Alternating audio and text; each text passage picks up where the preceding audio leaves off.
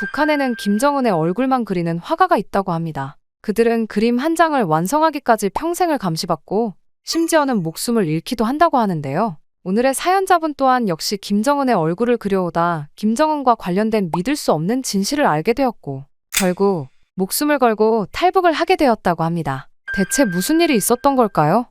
안녕하세요. 저는 탈북민 리진우라고 합니다. 한때 북한에서 선전화 창작사의 화가로 활동을 했었죠. 제 직업은 특별했습니다. 예술을 할 수 있는 특권, 그것도 수령님의 얼굴을 그릴 수 있는 영광이 주어졌으니까요. 물론 저 또한 큰 자부심을 가지고 있었죠. 물론 그 일이 있기 전까지는 말입니다. 그날도 평소와 같은 아침이었어요. 하지만 사무실에 들어서자 이상한 기운이 감지됐습니다. 동료들이 모여 소곤거리다 제가 들어오자 갑자기 침묵했죠. 무슨 일이 있나 싶어 가까이 다가갔습니다. 바로 그때 강철수 선생님의 부고 소식을 들었습니다. 순간 제 발걸음이 멈췄습니다. 강철수 선생님은 제가 가장 존경하는 선배 화가였습니다. 평양미술대학을 최우수로 졸업하고 30년 넘게 김정은 선전화를 그려온 거장이었죠. 얼마 전까지만 해도 새로운 김정은 벽화 작업을 맡고 계셨는데요. 사인은 공식적으로 지병이라 했습니다. 심장마비라고요. 하지만 이상했습니다. 강철수 선생님은 건강검진에서도 항상 완벽했기 때문입니다. 우리는 모두 알고 있었습니다. 지병이라는 단어가 종종 어떤 의미로 사용되는지요. 누군가 갑자기 사라질 때 가장 안전한 설명이었습니다. 질문하지 않고 더 파고들지 않는 것. 그것이 북한에서 살아남는 방법이었습니다. 점심시간 구내식당에서 밥을 먹으며 몇몇 동료들의 대화를 엿들었습니다. 강철수 선생님이 김정은 벽화를 그리다 쓰러졌다고 합니다. 붓을 든 채로요. 그런데 이상한 소문이 있었습니다. 김정은의 눈동자에 뭔가가 있었다는 것이었죠. 무슨 뜻인지 아무도 정확히 알지 못했습니다. 그저 눈동자에 이상한 게 있었다는 얘기만 흘러다녔을 뿐입니다. 식사 후 보위부 간부들이 갑자기 창작사로 들이닥쳤습니다. 머리부터 발끝까지 검은 정장을 입은 그들은 강철수 선생님의 작업실로 직행했죠. 잠시 후 여러 캔버스와 도안, 작업 도구가 담긴 상자들을 들고 나왔습니다. 저는 복도에서 그들을 마주쳤습니다. 그중 한 명, 조명호라는 간부가 저를 알아봤죠. 조명호는 강철수 선생님과 제 관계에 대해 물었습니다. 강철수 선생님이 최근에 뭔가 이상한 말이나 행동을 한 적이 있었는지 묻는 그의 질문은 명백한 덫이었습니다. 어떻게 대답하든 위험했죠. 강철수 선생님이 이상했다고 하면 저는 그것을 알고도 보고하지 않은 사람이 됩니다. 이상하지 않았다고 하면 보위부의 조사에 의문을 제기하는 꼴이 되고요. 결국 저는 강철수 선생님이 항상 당에 충성하는 모범적인 예술가였다고 대답했습니다. 조명호는 한동안 저를 응시했습니다. 그의 눈동자에서 무언가를 찾으려는 듯했죠. 결국 그는 아무 말 없이 자리를 떴습니다. 그들이 떠난 후 저는 강철수 선생님의 작업실로 향했습니다. 문은 굳게 잠겨 있었고 노란 테이프로 봉인되어 있었죠. 출입금지, 보위부 조사 중이라는 글씨가 적혀 있었습니다. 며칠 후 선생님이 작업하던 김정은의 벽화는 철거되었습니다. 마치 처음부터 없었던 것처럼요. 강철수라는 이름은 창작사 기록에서 사라졌고 그의 작품들도 모두 회수되었습니다. 심지어 강철수 선생님의 가족은 함경북도 오지로 추방되었다는 소문이 돌았죠. 한 달이 지났을 때 신임 창작사 소장이 저를 사무실로 불렀습니다. 저에게 새 임무가 주어졌습니다. 강철수 선생님이 미완성으로 남긴 김정은 벽화를 이어서 그리라는 것이었습니다. 제 심장이 빠르게 뛰기 시작했습니다. 이건 예상치 못한 일이었죠. 왜 하필 저였을까요? 수십 명의 화가들 중에서요. 소장은 이것이 그냥 그림이 아니라 당의 위상이 걸린 일이라며 실수는 용납되지 않을 것이라고 경고했습니다. 저는 기계적으로 명심하겠다는 말만 할 수 있었습니다. 물론 그때는 알지 못했습니다. 곧 제 인생을 뒤흔들 만한 사건이 일어날 거란 사실을 말이죠. 며칠 뒤 저는 강철수 선생님의 미완성 벽화가 보관된 특별실로 안내받았습니다. 문을 열자 거대한 캔버스가 눈앞에 펼쳐졌습니다. 김정은의 얼굴이었죠. 미소 짓고 있었지만 눈동자 부분은 완성되지 않은 상태였습니다. 옆에는 강철수 선생님의 원본 도안과 스케치들이 놓여 있었습니다. 모두 보위부의 검열을 통과한 것들이었죠. 저는 조심스럽게 그것들을 살펴보기 시작했습니다. 미세한 붓터치가 눈에 들어왔습니다. 처음에는 실수로 생긴 얼룩인가 싶었죠. 하지만 직감적으로 이상함을 느꼈습니다. 도안 옆에 있던 확대경을 들어 자세히 살펴봤습니다. 숨이 멎는 듯 했습니다. 김정은의 왼쪽 눈동자 안에 미세한 글씨가 있었습니다. 너무 작아서 확대경 없이는 절대 보이지 않을 크기였죠. 강철수 선생님의 필체였습니다. 그는 피를 잊지 않았다. 순간 등골이 오싹해졌습니다. 이 문장의 의미를 단번에 이해했기 때문입니다. 북한에서 피란 백두혈통을 의미합니다. 이 한 문장은 김정은이 김일성의 진정한 혈통이 아니라는 뜻이었죠. 이건 단순한 낙서가 아니었습니다. 국가 전복 수준의 반역이었습니다. 강철수 선생님은 목숨을 걸고 이 메시지를 남긴 것입니다. 그리고 그 대가를 치렀죠. 수십 년간 체제에 충성하며 살아온 저는 갑자기 두 개의 현실 사이에 서 있었습니다. 지금까지 알고 있던 세계와 이 한 문장이 열어젖힌 새로운 세계 사이에서요. 등에서 식은땀이 흘러내렸습니다. 도안을 제자리에 돌려놓았습니다. 머릿속에선 두 가지 생각이 충돌했습니다. 보위부에 즉시 보고해야 한다는 생각과 강철수 선생님이 목숨을 걸고 남긴 진실을 지켜야 한다는 생각이었죠. 밖에서 발소리가 들렸습니다. 급히 작업대로 돌아와 붓을 들었습니다. 문이 열리고 조명호가 들어왔습니다. 작업 진행 상황을 물었고 저는 방금 시작했다고 대답했습니다. 원본 도안을 살펴보고 있었다고 덧붙였죠. 조명호는 작업대 주변을 천천히 걸었습니다. 그의 눈은 저희 모든 행동을 감시하고 있었죠. 이상한 점을 발견했는지 물었을 때 목구멍이 바짝 말랐습니다. 그가 무엇을 알고 있는 걸까요? 아니면 함정일까요? 별다른 점은 없다고 대답했습니다. 거짓말이 제 입에서 자연스럽게 흘러나왔습니다. 살아남기 위해 평생 해온 일이었으니까요. 조명호는 이 작업이 매우 중요하다고 강조했습니다. 강철수의 실수를 바로잡아야 한다고 말했죠. 실수라는 표현에서 그들이 이미 알고 있다는 것을 깨달았습니다. 강철수 선생님의 메시지를 눈치챘던 거죠. 그래서 그가 갑자기 사라진 것입니다.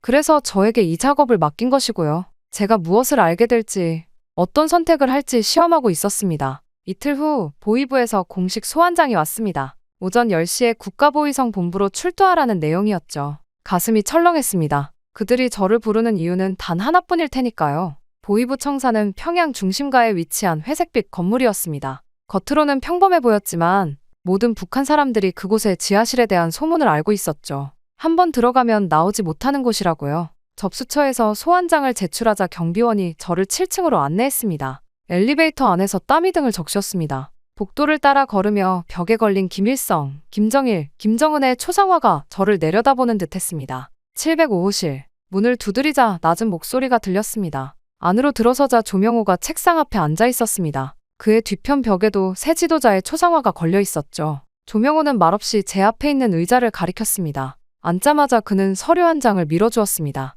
강철수 선생님의 마지막 작업에 대한 기술 분석서였습니다. 위에 최고 기밀이라는 도장이 찍혀 있었죠. 조명호는 원본 도안을 바탕으로 똑같이 그려보라고 했습니다. 단순한 임무처럼 들렸지만 진짜 목적은 명백했습니다. 그림 속에 숨겨진 메시지를 찾아내고 있는지 확인하려는 것이었죠. 제가 그 진실을 알고 있는지 테스트하고 있었습니다. 작은 책상 위에 캔버스와 물감, 붓이 준비되어 있었습니다. 원본 도안이 그대로 놓여 있었죠. 조용히 작업을 시작했습니다. 붓을 들자 손이 미세하게 떨렸습니다. 평생 그림을 그렸지만 이토록 무거운 붓은 처음이었습니다. 김정은의 얼굴 윤곽을 그리기 시작했습니다. 수천 번 그려본 얼굴이었죠. 2시간이 지났을까요? 눈동자를 그릴 차례가 왔습니다. 바로 그 메시지가 숨겨진 부분이었죠. 저는 메시지가 있던 곳을 완벽하게 기억하고 있었습니다. 왼쪽 눈동자 빛나는 부분의 아래쪽 곡선. 하지만 그것을 그려넣을 수는 없었습니다. 목숨을 건 선택이었으니까요. 조명호는 그동안 제 표정을 면밀히 관찰하고 있었습니다.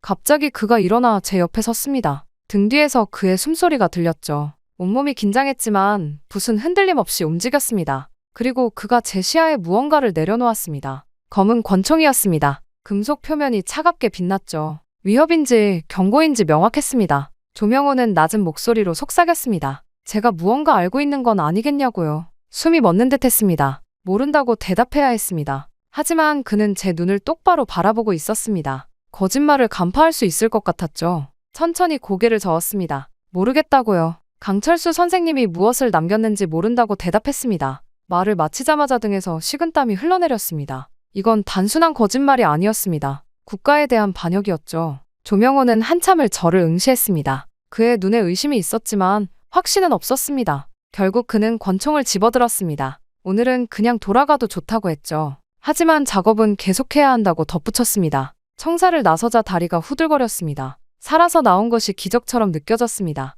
하지만 이대로 끝날 일이 아니라는 것을 알았습니다. 그들은 계속 지켜볼 것이고 언젠가는 진실을 알아낼 것입니다. 그렇게 보위부에서 돌아온 지 일주일이 지났습니다. 매일 아침 창작사에 출근해 벽화 작업을 진행했지만 모든 것이 달라졌습니다. 보이지 않는 눈이 저를 감시하고 있다는 느낌이 들었죠. 실제로 그랬습니다. 아침마다 집을 나설 때 건너편 골목에 검은색 승용차가 주차되어 있었습니다. 차 안에는 항상 누군가 앉아 있었죠. 제 움직임을 기록하는 사람들이었습니다. 처음에는 우연인가 싶었지만 나흘째 같은 차를 보고 확신했습니다. 이건 감시였습니다. 창작사에서도 동료들의 시선이 달라졌습니다. 모두 저를 피하는 듯했죠. 평소처럼 인사하던 사람들도 눈을 마주치지 않았습니다. 그들도 알고 있었습니다. 저에게 무슨 일이 일어날지, 어쩌면 이미 결정되었다는 것을요. 그날 저녁, 평소보다 늦게 집에 돌아왔습니다. 현관문을 열자 안에 최은혜가 창백한 얼굴로 저를 기다리고 있었습니다. 아들 지호는 이미 잠들어 있었죠.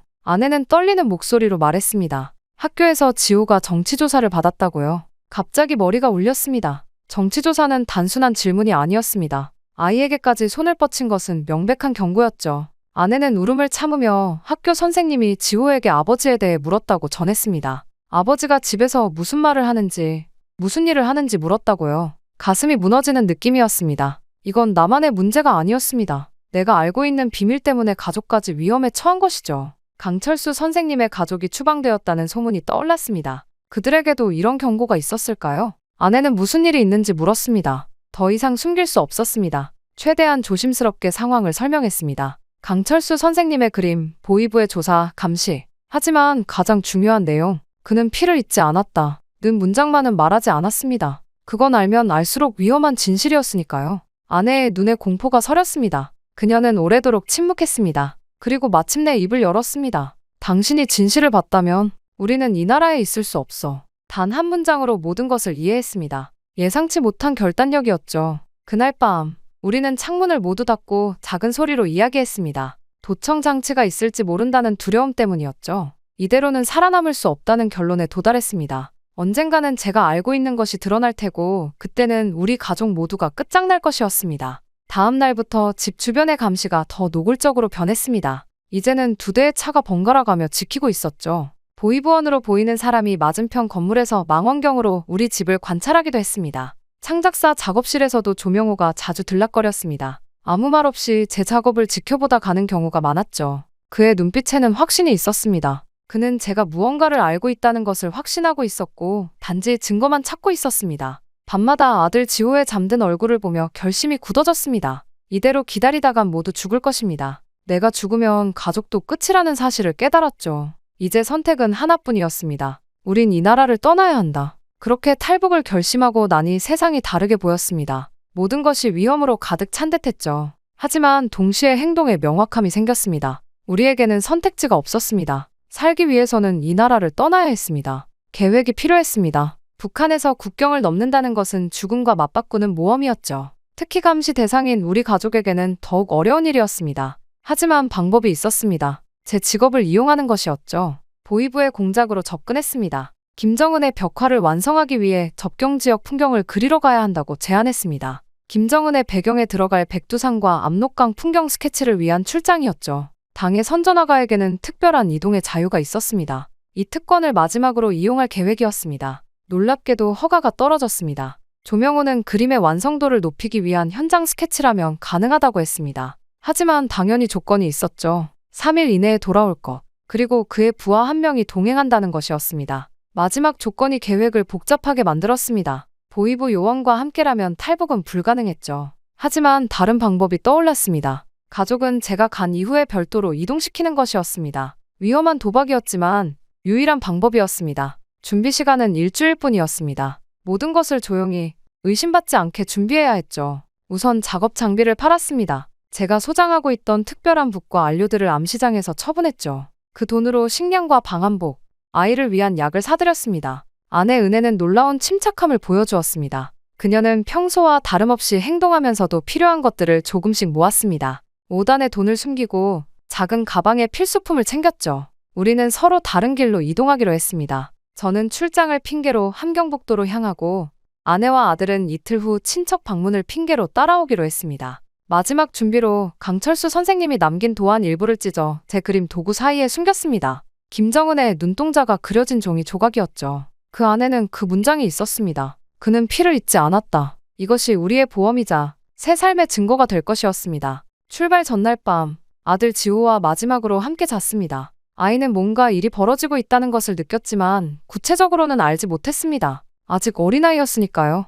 그에게 이야기를 들려주었습니다. 용감한 화가가 그림 속에 진실을 숨겼다는 이야기였죠. 지호는 그 이야기가 무슨 뜻인지 정확히 이해하지 못했지만 제 말을 집중해서 들었습니다. 아빠가 곧 여행을 갈 거야. 그리고 엄마랑 너도 나중에 따라올 거고 우리 재미있는 곳에 가는 거야. 지호의 눈에 궁금증이 가득했지만 더 이상 묻지 않았습니다. 아이의 직감으로 뭔가 심각한 일이 벌어지고 있다는 것을 느꼈을 것입니다. 다음 날 아침 보이부 요원과 함께 평양역에서 기차를 탔습니다. 아내와 지호는 함경북도 국경 마을에서 저와 만나기로 했죠. 그리고 3일째 되는 날 마침내 기회가 왔습니다. 저녁에 몰아친 눈보라가 시야를 가렸고 보이부 요원은 숙소로 먼저 돌아갔습니다. 2시간의 시간이 주어졌죠. 약속 장소에 도착했지만 아내와 지호는 보이지 않았습니다. 불안감이 엄습하던 그때 눈보라 속에서 희미한 형체가 나타났습니다. 아내 은혜가 지호를 등에 업고 있었습니다. 아이는 추위에 얼굴이 파랗게 질려 있었죠. 말을 많이 할 시간이 없었습니다. 국경으로 향했습니다. 우리 앞에는 얼어붙은 압록강이 있었습니다. 강 건너편은 중국이었죠. 자유와 목숨을 건 도박의 시작이었습니다. 제가 앞장서서 얼음의 상태를 확인했습니다. 은혜에게 지호를 단단히 붙잡으라고 했습니다. 그리고 저는 앞장서 천천히 강을 건너기 시작했습니다. 얼음 위를 기다시피 움직였습니다. 한 발자국 또 한 발자국. 가끔 얼음이 갈라지는 소리가 들렸지만 다행히 깨지지는 않았습니다. 머릿속으로 계속 생각했습니다. 내가 안다면 죽는다. 하지만 모르는 척하면 우린 살 수 있다. 마침내 우리는 중국 땅에 도착했습니다. 그러나 이것은 시작에 불과했습니다. 중국에서는 탈북자를 찾는 눈을 피해 브로커의 도움을 받아 이동했습니다. 밤에만 움직이고 낮에는 숨어 지냈죠. 한 달 가까이 이동한 끝에 윈난성에 도착했습니다. 국경을 넘어 라오스로 들어가는 것은 더 위험했습니다. 정글 속을 헤치며 이동했고 독사와 맹수의 위험이 도사리고 있었죠. 지호가 열병을 앓기도 했습니다. 은혜는 밤새 아이를 안고 땀을 닦아주었습니다. 고통스러운 일주일 후 마침내 태국 국경에 도착했습니다. 태국 경찰에 자수했고 난민 캠프로 이송되었습니다. 그곳에서 한국 대사관 직원을 만났습니다. 우리는 탈북자임을 밝히고 한국행을 신청했습니다. 2달의 절차를 거쳐 마침내 한국 땅을 밟았습니다. 인천공항에 도착한 순간 지호가 물었습니다. 아빠, 이제 안전해요? 그 질문에 처음으로 확신을 가지고 대답할 수 있었습니다. 그래, 이제 안전하단다. 마침내 한국에 도착한 후 우리 가족은 국정원의 조사를 받았습니다. 북한의 정보를 캐내는 것이 아니라 정말 탈북민인지 확인하는 과정이었습니다. 북한 체제와 달리 따뜻하고 인간적인 대우를 받았죠. 조사관은 물 한 잔을 건네며 미소 지었습니다. 그 작은 친절이 낯설었습니다. 조사 과정에서 저는 강철수 선생님의 도안 조각을 꺼냈습니다. 김정은의 눈동자에 숨겨진 글씨를 보여주며 탈북 이유를 설명했습니다. 조사관들은 놀란 눈으로 서로를 바라보았습니다. 그들은 이 작은 종이 조각이 얼마나 위험한 것인지 알고 있었습니다. 한국 정부는 우리에게 새 신분을 제공했습니다. 그리고 우리는 하나원에 입소했습니다. 하나원은 탈북민들이 남한 사회에 적응하기 위한 교육기관이었습니다. 그곳에서 3개월 동안 자본주의, 민주주의, 컴퓨터 사용법 등 남한 생활에 필요한 것들을 배웠습니다. 적응은 쉽지 않았습니다. 너무 많은 것이 달랐습니다. 언어는 같았지만 사용하는 단어가 달랐고 사람들의 사고방식도 달랐습니다. 은혜는 낯선 환경에 불안해했고 지호는 새로운 세계에 호기심을 보였습니다. 하나원에서 미술치료 시간이 있었습니다. 상담사는 그림을 통해 탈북 과정의 트라우마를 치유하려 했습니다. 처음에는 그저 형식적으로 참여했습니다. 붓을 잡는 것이 두려웠습니다. 북한에서 그림은 선전도구였고 제 손은 체제의 도구였으니까요. 그러나 점차 변화가 찾아왔습니다. 아무도 제가 무엇을 그려야 한다고 지시하지 않았습니다. 처음으로 자유롭게 그릴 수 있었습니다. 눈 덮인 압록강, 북한의 산과들, 평양의 거리를 그렸습니다. 제 기억 속에 남아있는 고향의 모습들이었죠.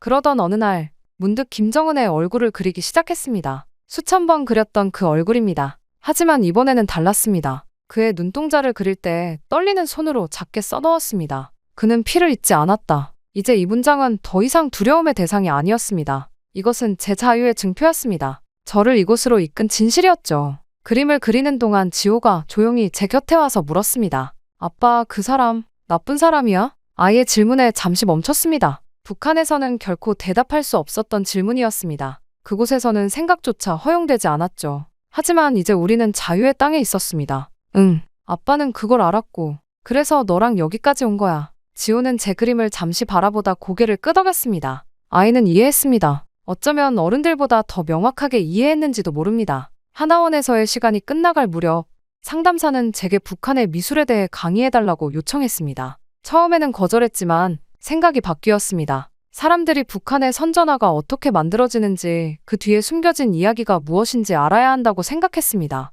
강의실에서 저는 제 경험을 나눴습니다. 북한 체제가 어떻게 예술을 통제하는지, 화가들이 어떤 지침 아래 작업하는지 설명했습니다. 그리고 강철수 선생님이 목숨을 걸고 남긴 메시지에 대해서도 이야기했습니다. 강의가 끝나고 한 젊은 남한 학생이 질문했습니다. 북한에서 가장 그리고 싶었던 것이 무엇이냐고요? 제 대답은 간단했습니다. 자유롭게 피어있는 꽃 한 송이였습니다. 그렇게 하나원을 나온 후 우리 가족은 서울 외곽의 작은 아파트에 정착했습니다. 정부에서 제공한 기초생활지원금과 정착금으로 새 삶을 시작했죠. 은혜는 식당에서 일을 시작했고 저는 미술학원에서 아이들을 가르치게 되었습니다. 지호는 새 학교에 입학했습니다. 처음에는 모든 것이 낯설었습니다. 북한에서 저는 선전화가였습니다. 그곳에서는 인정받는 직업이었지만 여기서는 그저 탈북민 화가에 불과했죠. 제 기술은 인정받았지만 그 기술로 그려온 것들은 이곳에서 아무런 가치가 없었습니다. 나만의 미술은 달랐습니다. 자유로웠죠. 어떤 규칙도 지침도 없었습니다. 처음에는 그 자유가 부담스러웠습니다. 무엇을 그려야 할지, 어떻게 그려야 할지 막막했습니다. 수십 년간 지시에 따라 그림을 그려온 손이 갑자기 자유를 얻었을 때 그 손은 갈 곳을 잃었습니다. 그러나 시간이 지나면서 변화가 찾아왔습니다. 학원에서 아이들을 가르치며 저는 그들의 순수한 표현에서 영감을 받았습니다. 아이들은 규칙에 얽매이지 않고 자유롭게 그렸습니다. 그들에게 그림은 도구가 아닌 표현이었죠. 지호도 그림을 좋아하게 되었습니다. 가끔 저와 함께 공원에 나가 풍경을 그리곤 했습니다. 그의 그림은 순수했습니다. 북한의 그림자가 전혀 없었죠. 그것을 보며 희망을 느꼈습니다. 어느 날, 한 미술관에서 전시 제안이 들어왔습니다. 분단을 넘어선 예술이라는 주제의 전시였습니다. 탈북 화가들의 작품을 선보이는 자리였죠. 처음에는 거절하려 했습니다. 과거의 기억을 꺼내는 것이 두려웠기 때문입니다. 하지만 은혜는 저를 격려했습니다. 이제는 과거를 마주할 때라고, 그것이 진정한 자유의 시작이라고 말했죠. 그녀의 말에 용기를 내어 전시를 수락했습니다. 전시를 위해 새로운 작품을 구상했습니다. 북한에서의 삶, 탈북 과정, 자유를 찾아온 여정을 담고 싶었습니다. 그중 가장 중요한 작품은 세 개의 눈동자를 그린 그림이었습니다. 김일성, 김정일, 김정은의 눈이었죠. 각 눈동자에는 미세한 균열이 있었고 그 균열 사이로 빛이 새어나오고 있었습니다. 전시회 날, 많은 사람들이 제 작품을 보러 왔습니다. 언론도 관심을 보였죠. 인터뷰에서 한 기자가 물었습니다. 북한에서의 삶과 지금의 삶 중 어느 쪽이 더 그리기 쉬운지 물었습니다. 북한에서는 붓이 무엇을 그릴지 이미 정해져 있었습니다. 여기서는 제가 결정해야 합니다. 어려울 때도 있지만 그 어려움이 자유입니다. 전시회는 성공적이었습니다. 제 작품은 많은 사람들에게 북한의 현실을 알리는 창구가 되었습니다. 몇몇 대학에서는 강연 요청이 들어오기도 했습니다. 저는 기회가 될 때마다 강철수 선생님의 이야기를 전했습니다. 그의 용기, 그의 희생이 헛되지 않도록요. 지금 우리 가족은 조용히 살고 있습니다. 은혜는 작은 반찬 가게를 열었고 지호는 중학생이 되었습니다. 저는 작은 작업실을 마련해 그림을 그리고 있습니다. 가끔 북한의 풍경을 그리기도 합니다. 그리움 때문이 아니라 잊지 않기 위해서입니다. 붓을 들면 항상 그때가 생각납니다. 그때 말했더라면 지금 없었겠지. 하지만 침묵했기에 지금 우리가 있다. 이제 제 붓은 더 이상 거짓을 그리지 않습니다. 저는 그림자가 아닌 빛을 그립니다. 진실을 기억하고 자유를 그립니다. 그리고 작은 서명처럼 모든 그림 구석에 작게 새겨 넣습니다. 그는 피를 잊지 않았다. 이 문장은 이제 두려움이 아닌 자유의 상징이 되었습니다. 강철수 선생님이 남긴 유산, 우리를 자유로 이끈 진실의 말입니다. 최근 북한이 한국을 남조선이라 칭하지 않고 대한민국이라는 공식 국가명을 사용하기 시작했다고 합니다. 이는 남북을 같은 민족이 아닌 완전히 별개의 국가로 인정하려는 의도라고 하는데요. 때문에 젊은 세대는 통일에 전혀 관심이 없을 정도라고 하죠. 오늘의 사연자분 또한 북한에서 끔찍한 일을 겪고 살기 위해 탈북을 했다고 하는데요. 대체 북한에서 무슨 일이 일어나고 있는 건지 오늘의 충격적인 사연 바로 시작합니다. 안녕하세요. 저는 탈북민 리명훈이라고 합니다. 한때 김정은에 충성하던 대학생이었죠. 물론 그 일이 일어나기 전까지는 말입니다. 제가 있을 때만 해도 북한은 눈부시게 발전하고 있었어요. 적어도 그때는 그렇게 생각했죠. 평양 거리에는 새로운 건물들이 끊임없이 올라가고 장마당은 활기로 넘쳤습니다. 특히 저와 비슷한 또래들의 표정에서는 미래에 대한 희망이 엿보였죠. 하지만 집에 돌아오면 분위기가 달라졌어요. 바로 나만을 칭송하는 아버지 때문이었죠. 어머니께 듣기로는 고난의 행군 당시 아버지께서 평안도에 계시던 가족들을 살리기 위해 필사적으로 노력하셨지만 결국 모두를 잃으셨다고 합니다. 그 후로 아버지는 완전히 달라지셨어요. 연구소에서도 체제를 비판하는 발언을 하시다가 결국 쫓겨나셨다고 했죠. 그러던 어느 날 아침 어머니가 저를 방으로 불러들이셨어요. 명훈아, 앞으로는 내가 아버지를 잘 살펴야 해. 어머니의 목소리는 떨렸습니다. 우리 가족이 보위부의 주시 대상이 됐다더구나. 저는 순간 숨이 멎는 것 같았어요. 보위부의 감시를 받는다는 건 언제든 우리 가족이 사라질 수 있다는 뜻이었으니까요. 걱정이 된 저는 아버지에게 말씀을 드려야겠다고 결심했습니다. 이러다 저희 가족 모두가 위험에 빠질 수 있었으니까요. 하지만 그때는 알지 못했습니다. 곧 제 아버지에게 일어날 일에 대해서 말이죠. 그날은 드물게 아버지께서 술을 마시지 않으셨기에 저는 조심스럽게 우리나라의 발전상을 말씀드렸습니다. 그러자 아버지는 분노하셨어요. 제가 평양에서만 살아서 모른다고 시골은 여전히 고난의 행군 때와 다를 바 없다고 목소리를 높이셨습니다. 그렇게 말다툼은 걷잡을 수 없이 커졌어요. 저는 아버지께서 왜 자꾸 과거에만 매달리시냐고 했고 그 말에 아버지는 격분하셨습니다. 삼촌들과 할아버지가 굶어 돌아가셨던 그 시절의 이야기를 꺼내시며 제가 아무것도 모른다고 소리치셨어요. 순간 저도 화가 났습니다. 아버지 때문에 우리 가족이 위험해질 수 있다고 말했죠. 그 순간 아버지의 손이 허공을 갈랐어요. 다행히 어머니가 급히 막아서셨지만 그 순간 집안의 공기는 얼어붙었습니다. 아버지는 떨리는 목소리로 말씀하셨어요. 이제 보니 저도 체제에 물든 것 같다고, 더 이상 자신의 아들이 아니라고요. 그 말을 끝으로 방으로 들어가신 아버지는 그날 밤 평소보다 더 크게 통일을 외치셨습니다. 마치 저를 향한 항변처럼요. 아버지는 그때 잃으신 가족들을 잊지 못하고 계셨습니다. 평안도에 계시던 할아버지, 할머니, 그리고 아버지의 동생들까지 모두가 굶어 돌아가셨다는 이야기를 술만 드시면 하셨어요. 그때의 기억이 아버지를 이렇게 만든 걸까요? 그러다 결국 사건이 터지고 말았습니다. 어느 날 밤 아버지는 평소보다 더 많이 취하신 채 들어오셨습니다. 그리고는 대뜸 창문을 활짝 열어젖히셨어요. 야, 이 거짓말쟁이들아. 우리 인민을 속이지 마라.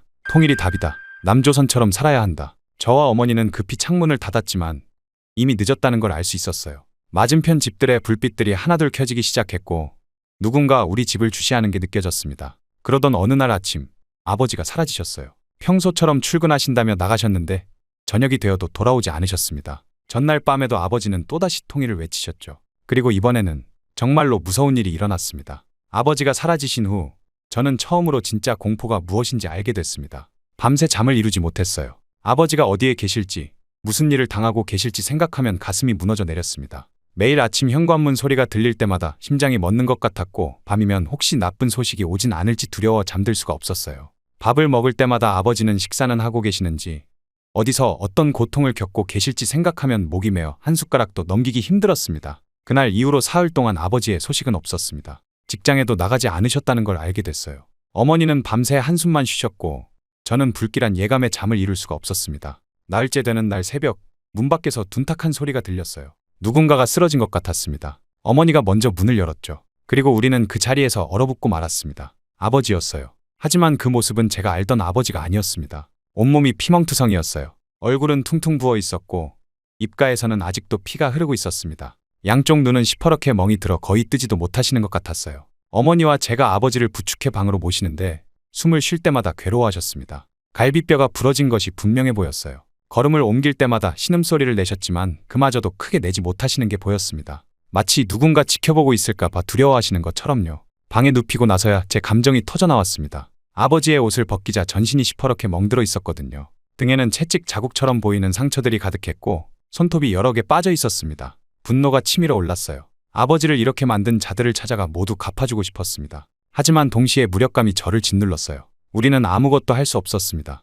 신고할 곳도 호소할 곳도 없었어요. 오히려 불평 한마디라도 했다가는 우리 가족 모두가 더 큰 위험에 처할 수 있었죠. 제가 그토록 자랑스러워하던 이 나라가 이렇게 잔인한 곳이었다니 머리가 어지러웠습니다. 한쪽에서는 분노가 끓어올랐고 다른 한쪽에서는 두려움이 엄습해왔어요. 그동안 제가 믿어왔던 모든 것이 한순간에 무너져 내렸습니다. 아버지는 한동안 말씀을 하지 못하셨어요. 입술이 터져서 말을 하기 힘드신 것도 있었지만 뭔가 말씀하시려다가도 주변을 살피시곤 했습니다. 도청이라도 있는 것처럼 방 안을 계속 둘러보셨어요. 며칠이 지나고 나서야 아버지는 조금씩 이야기를 하기 시작하셨습니다. 보위부에서 있었던 일들을요. 하지만 그 내용은 차마 입에 담기 힘든 것들이었어요. 매일 밤 구타가 이어졌고 잠도 재우지 않았다고 합니다. 차가운 물을 들이붓고 전기 고문을 했다는 말씀도 하셨어요. 가장 끔찍했던 건 아버지를 고문하던 사람들 중에 제가 아는 얼굴도 있었다는 거였습니다. 강지훈의 삼촌이었어요. 그는 평소에는 인자한 웃음을 지으며 저희 집에 놀러 오곤 했는데 아버지 말씀으로는 가장 잔인하게 굴었던 사람이었다고 해요. 그제야 저는 깨달았습니다.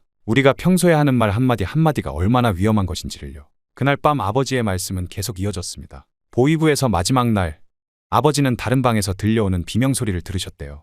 젊은 여자의 비명이었는데 알고 보니 그의 죄목은 한국 드라마를 봤다는 것뿐이었다고 합니다. 자유가 없는 곳에서, 목숨 걸고 충성을 맹세해야 하는 곳에서 우리 가족이 계속 살 수는 없구나. 아버지의 눈에서 눈물이 흘렀어요. 내가 고집을 부린다고 내 앞길을 막을 수는 없어. 저는 아버지의 손을 잡았습니다. 이제는 제가 틀렸다는 걸 인정할 차례였어요. 아버지, 제가 잘못했습니다. 우리나라가 발전했다고, 달라졌다고 믿었던 제가 어리석었어요. 우리나라의 발전이라는 게 얼마나 허상인지 이제는 알겠더군요. 평양의 화려한 건물들 뒤에는 여전히 무서운 폭력이 숨어 있었고, 스마트폰으로 우리의 일거수일투족을 감시하고 있었으며, 넓어진 장마당 뒤에는 더욱 교묘해진 통제가 도사리고 있었어요. 며칠 뒤 어머니가 학교에서 돌아오셨을 때 얼굴이 창백하셨습니다. 학교 동료 한 명이 조심스레 말해주었대요. 우리 가족에 대한 예비 검토가 시작됐다고요. 이게 무슨 뜻인지 우리는 이미 알고 있었습니다. 곧 우리 가족 모두가 아버지처럼 될 수 있다는 뜻이었죠. 그날 밤 우리 가족은 오랫동안 아무 말도 하지 않았어요. 하지만 우리 모두 같은 생각을 하고 있다는 걸 알 수 있었습니다. 이제 우리에게 남은 길은 하나밖에 없었어요. 살기 위해서는 탈북해야만 했습니다. 탈북을 결심하고 나서 우리는 일주일 동안 몰래 준비를 했습니다. 아버지의 상처가 조금이라도 나아질 때까지 기다려야 했어요. 그동안 어머니는 조금씩 귀중품을 현금화하셨고 저는 평양을 벗어나는 방법을 알아보았습니다. 장마당에서 위조된 여행 허가증을 구하는 건 생각보다 쉬웠어요. 하지만 그만큼 위험했죠. 누군가 우리를 밀고라도 하면 그걸로 끝이었으니까요. 다행히 어머니가 평소 장마당에서 친분이 있던 상인의 도움을 받을 수 있었습니다. 평양을 떠나기로 한 날, 저는 마지막으로 우리 집 창밖 풍경을 바라보았어요. 여명거리의 밝은 불빛들이 평소와 다름없이 빛나고 있었습니다. 하지만 이제 그 불빛들은 제게 허상으로만 보였어요. 그 화려함 뒤에 숨겨진 어둠을 알아버렸으니까요. 우리는 밤 기차를 탔습니다. 함경북도로 가는 기차였어요. 아버지는 계속 기침을 하셨지만 최대한 소리를 죽이려 애쓰셨습니다. 아직 갈비뼈가 다 낫지 않으셨거든요. 어머니는 옆자리 승객들의 눈치를 살피느라 뜬 눈으로 밤을 새우셨어요. 기차 안에서의 하루하루가 지옥 같았습니다. 검열이 있을 때마다 가슴이 떨렸어요. 다행히 위조된 허가증은 발각되지 않았지만 그때마다 식은땀이 흘렀습니다. 특히 청진에서 승객이 한 명 끌려나가는 걸 보았을 때는 다리가 후들거렸어요. 사흘 만에 우리는 함경북도의 한 작은 마을에 도착했습니다. 이곳에서 브로커를 만나기로 되어 있었어요. 그는 우리를 두만강 근처의 은신처로 데려갔습니다. 낡은 창고 같은 곳이었는데 이미 그곳에는 다른 탈북자들이 몇 명 있었어요. 은신처에서 이틀을 기다렸습니다. 그곳에서 만난 다른 탈북자들의 이야기를 들으며 우리만 이런 고통을 겪는 게 아니란 걸 알게 됐어요. 한 젊은 여성은 한국 드라마를 봤다는 이유로 수용소에 끌려갈 뻔했다고 했고 한 노인은 장마당에서 장사하다 재산을 모두 빼앗겼다고 했습니다. 드디어 두만강을 건너는 날이 왔어요. 한겨울이라 강은 얼어 있었지만 그게 오히려 다행이었습니다. 물을 건너는 것보다는 덜 위험했으니까요. 하지만 얼음 위를 걷는 것도 무척 위험했어요. 살짝만 잘못 디뎌도 얼음이 깨질 수 있었고 그러면 그대로 끝이었습니다. 밤 11시 우리는 조심스럽게 강으로 향했어요. 달빛도 없는 깜깜한 밤이었습니다. 브로커가 망원경으로 주변을 살폈어요. 국경 경비병들의 순찰 시간을 정확히 알고 있었던 거죠. 지금입니다. 브로커의 작은 속삭임에 우리는 숨을 죽였어요. 얼음 위를 건너는 동안 발소리도 내지 않으려 했었습니다. 100m 남짓한 거리였지만 영원처럼 느껴졌어요. 특히 아버지가 걱정됐습니다. 아직 완전히 회복되지 않으신 상태라 걸음걸이가 불안정하셨거든요. 어머니와 제가 양쪽에서 부축했지만 얼음 위에서는 그마저도 조심스러웠습니다. 강 중간쯤 왔을 때였어요. 멀리서 개 짖는 소리가 들렸습니다. 순간 모두의 발걸음이 멈췄어요. 개 짖는 소리는 종종 국경 수비대가 순찰을 도는 신호였거든요. 만약 들키기라도 하면 그 자리에서 즉시 총살이었습니다. 도강하다 잡힌 탈북자들은 무조건 현장에서 사살한다는 걸 우리는 알고 있었어요. 브로커가 손짓했습니다. 모두 얼음 위에 엎드리라는 신호였어요. 눈보라가 불기 시작했습니다. 추위가 뼛속까지 파고들었지만 그 누구도 움직일 수 없었어요. 바로 뒤에서 총소리가 들렸습니다. 아마도 다른 탈북자들이 발각된 모양이었어요. 심장이 멎는 것 같았습니다. 10분이 지났을까요? 개 짖는 소리가 멀어지고 나서야 우리는 다시 움직일 수 있었습니다. 마침내 중국 땅에 도착했을 때 모두의 얼굴에는 얼어붙은 눈물이 있었어요. 안도감과 두려움이 뒤섞인 감정이었습니다. 하지만 이게 끝이 아니란 걸 우리는 알고 있었죠. 조선족 마을에 도착한 건 새벽녘이었습니다. 브로커가 미리 연락해둔 집이었어요. 그곳에서 우리는 일주일을 숨어 지냈습니다. 창문도 제대로 열지 못했어요. 커튼 사이로 밖을 내다볼 때마다 누군가 우리를 감시하고 있을 것만 같았거든요. 하지만 중국도 안전하지 않았습니다. 탈북자 단속이 점점 심해진다는 소식이 들려왔어요. 우리가 숨어있던 마을 근처에서도 탈북자 한 가족이 붙잡혔다고 했습니다. 더 이상 지체할 수 없었어요. 브로커는 우리에게 라오스 경유를 제안했습니다. 중국에서 라오스를 거쳐 태국으로 가는 루트였어요. 위험하고 긴 여정이었지만 다른 선택지는 없었습니다. 우리는 밤중에 조선족 마을을 떠났어요. 중국 남부에서 라오스로 가는 길은 정글을 통과해야 했습니다. 뱀이나 거미 같은 독충들이 우글거렸고 한밤중에는 이상한 동물 소리들이 들려왔어요. 하지만 그보다 더 무서운 건 인간이었습니다. 국경 수비대에게 발각되면 북한으로 강제 송환될 수 있었으니까요. 태국에 도착했을 때는 이미 한 달이 넘은 뒤였어요. 우리는 곧바로 태국 경찰서로 향했습니다. 이제는 더 이상 도망칠 필요가 없었으니까요. 경찰서에서 우리는 처음으로 마음 놓고 잠을 잘 수 있었습니다. 한국행이 결정되기까지는 또 한참의 시간이 걸렸어요. 하지만 이제 우리에겐 희망이 있었습니다. 자유를 향한 첫걸음을 내디딘 거죠. 아버지의 얼굴에도 오랜만에 평화로운 미소가 번졌어요. 마침내 우리는 새로운 삶을 시작할 수 있게 된 것입니다. 인천공항에 도착했을 때의 첫 느낌을 저는 평생 잊지 못할 것 같습니다. 거대한 유리창 너머로 쏟아지는 햇살, 자유롭게 오가는 사람들, 그리고 무엇보다 아무도 우리를 감시하지 않는다는 사실이 낯설었어요. 처음 며칠은 정신이 몽롱했습니다. 국정원에서의 조사는 힘겨웠지만 따뜻한 직원분들 덕분에 모든 것들을 이야기할 수 있었어요. 이후 하나원이라는 곳에서 교육을 받게 됐는데 그곳에서 접하는 모든 정보가 충격이었어요. 인터넷을 자유롭게 사용할 수 있다는 것부터가 놀라웠습니다. 북한에서는 상상도 할 수 없었던 일이었죠. 더 큰 충격은 그동안 우리가 알고 있던 사실들이 모두 거짓이었다는 걸 깨닫게 되면서 왔습니다. 세계 지도를 보며 처음 알았어요. 북한이 얼마나 작은 나라인지, 우리가 얼마나 고립되어 있었는지를요. 한국의 경제 규모를 보고는 입이 다물어지지 않았어요. 우리가 그토록 비웃던 남조선이 세계 10위권의 경제 대국이라니. 특히 한국전쟁에 대한 진실을 알게 됐을 때는 온몸에 전율이 흘렀습니다. 우리가 배운 것과는 정반대였어요. 북한이 먼저 남한을 침공했다는 사실, 그리고 수많은 민간인들이 학살당했다는 이야기를 들으면서 머리가 어지러웠습니다. 아버지는 이런 사실들을 접할 때마다 깊은 한숨을 내쉬셨어요. 내가 틀리지 않았다 는 말씀을 자주 하셨죠. 하지만 이제 그 말씀에는 분노 대신 안도감이 묻어났습니다. 더 이상 누군가 문을 박차고 들어와 끌고 가지 않을 거란 걸 아셨기 때문일까요? 어머니는 적응하는 데 가장 애를 먹으셨어요. 북한에서 교사로 일하시면서 그토록 열심히 가르치셨던 내용들이 모두 거짓이었다는 걸 받아들이기 힘들어 하셨거든요. 밤마다 울음소리가 들렸습니다. 자신이 수많은 학생들에게 거짓을 가르쳤다는 죄책감에 시달리시는 것 같았어요. 하나원에서의 교육이 끝나고 실제 사회에 나왔을 때는 또 다른 충격이 기다리고 있었습니다. 지하철을 타는 것부터가 큰 도전이었어요. 복잡한 노선도를 보고 있자면 머리가 아팠죠. 휴대폰으로 길을 찾는 것도 쉽지 않았습니다. 북한의 스마트폰과는 차원이 달랐거든요. 하지만 가장 큰 변화는 바로 자유였습니다. 처음에는 이 자유가 무서웠어요. 누군가 지켜보고 있지 않나 하는 강박증이 있었거든요. 길을 걸을 때도 자꾸 뒤를 돌아보게 되고 다른 사람들과 대화할 때도 말을 조심하게 됐습니다. 그러다 문득 깨달았어요. 아무도 우리를 감시하지 않는다는 걸요. 말 한마디 때문에 잡혀가지 않는다는 것, 그게 얼마나 큰 축복인지 이제야 알겠더군요. 처음으로 길거리에서 큰 소리로 웃어보았습니다. 아무도 절 이상한 눈으로 보지 않았어요. 아버지도 조금씩 달라지셨습니다. 고문으로 인한 후유증은 여전했지만 병원에서 제대로 된 치료를 받으실 수 있었어요. 무엇보다 더 이상 술을 마시지 않으셨습니다. 이제는 마음이 편하다고 하셨죠. 밤에 문소리가 나도 더 이상 놀라지 않으셨어요. 휴대폰으로 유튜브를 보는 것이 우리 가족의 새로운 일과가 됐습니다. 세계 곳곳의 소식을 자유롭게 접할 수 있다는 게 신기했어요. 처음에는 너무 많은 정보에 혼란스러웠지만 점차 진실과 거짓을 구분할 수 있게 됐죠. 북한 관련 뉴스를 볼 때면 가슴이 아팠습니다. 우리가 떠나온 후에도 그곳의 상황은 나아지지 않고 있었어요. 오히려 더 심해졌다는 소식도 들렸죠. 특히 코로나 시기에 더욱 고립되었다는 소식을 들을 때면 아직도 그곳에 남아있는 사람들이 걱정됐습니다. 한국에서의 새로운 삶은 도전의 연속이었어요. 사투리 때문에 놀림을 받기도 했고 문화 차이로 인한 실수도 많았습니다. 하지만 그 모든 것이 감사했어요. 적어도 우리는 이제 안전했으니까요. 더 이상 새벽에 누군가 문을 두드릴까 봐 두려워하지 않아도 됐고 한마디 말을 하기 전에 주변을 살필 필요도 없었습니다. 어느 날 저녁 한강공원에서 가족과 함께 산책을 하다가 문득 멈춰섰어요. 강 너머로 펼쳐진 서울의 야경이 마치 별들처럼 반짝였습니다. 평양의 밤거리도 화려했지만 이건 달랐어요. 이 불빛들은 진짜였습니다. 허상이 아닌 자유와 번영의 상징이었죠. 여기서는 내가 하고 싶은 걸 마음껏 할 수 있을 거야. 아버지가 제 어깨를 토닥이셨어요. 아버지의 눈가에는 눈물이 맺혀 있었습니다. 더 이상 분노나 절망이 아닌 희망의 눈물이었어요.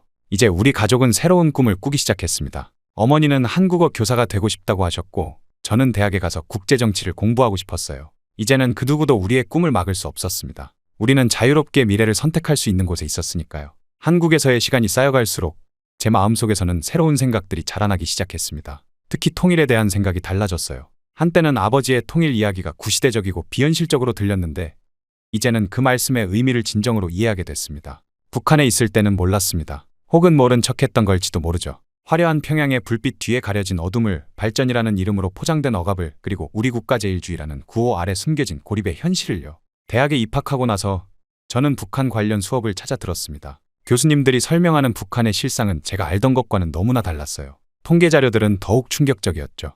영유아 사망률, 영양실조 비율, 1인당 국민소득, 모든 수치가 제가 평양에서 보고 들었던 발전과는 정반대였습니다. 어느 날은 한 탈북자 단체의 강연에 참석했어요. 그곳에서 만난 사람들의 이야기를 들으며 가슴이 무너져 내렸습니다. 평양이 아닌 지방에서 온 사람들의 증언은 더욱 처참했어요. 아버지가 말씀하셨던 것처럼 고난의 행군 시기와 크게 다르지 않은 삶을 살고 있다는 거였죠.